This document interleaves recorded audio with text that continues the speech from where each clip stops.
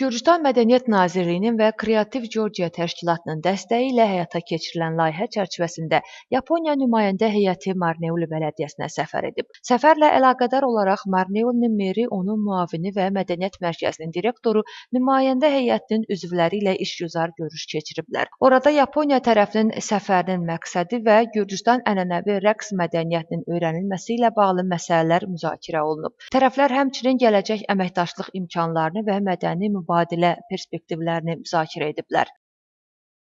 Bugün Yaponiyanın delegasiyasının nümayəndələri ilə bizim görüşümüz baş tutdu. Biz gələcəkdə əməkdaşlığımız haqqında danışdıq.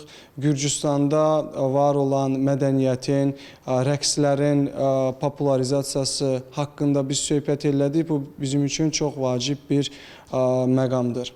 Və mən əminəm ki, biz gələcəkdə əməkdaşlıq edəcəyik və bu əməkdaşlıq Gürcüstanın mədəniyyətini, rəqslərin popularizasiyasında öz töhfəsini göstərəcəkdir.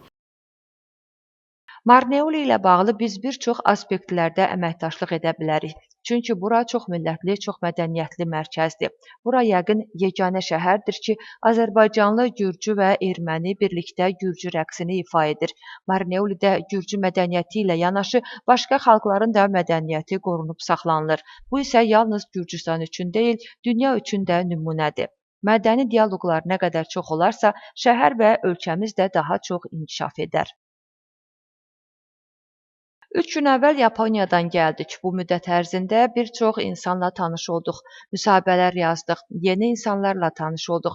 Həmçinin Gürcü rəqslərinin möhtəşəm və təsirli ifalarını da gördük. Tədqiqatımızın əsas məqsədi Gürcü rəqsinin mədəni, ənənəvi tərəflərini daha yaxşı anlamaq, məşq prosesini və rəqqasların tamaşaçılar qarşısında çıxış etməzdən əvvəl keçirdikləri yolu müşahidə etməkdir.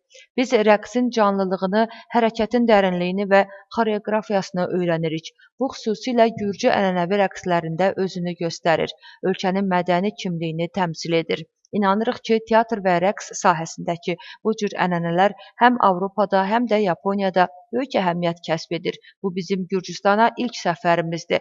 Mədəniyyətlər arasındakı fərqlərə baxmayaraq, onlar arasında bir çox oxşarlıqların olması məni çox təsirləndirdi. Səfər zamanı qonaqlar Mədəniyyət Mərkəzində qonaqpərvərlik göstərdilər. 1 saatlıq proqram zamanı nümayəndə heyətinin üzvləri bölgənin müxtəlif mədəniyyəti və adət-ənənələri haqqında məlumat əldə etdilər. Mədəniyyət Mərkəzinin xoreografiya ansamblları qonaqlara 13 Gürcü rəqs nömrəsi, eləcə də erməni və Azərbaycan mədəniyyətinin elementlərini təqdim etdilər. Biz şadıq ki, Yaponiya kimi böyük mədəniyyətə sahib ölkənin nümayəndələrinə Gürcü mədəniyyətini təqdim etmə imkanımız var.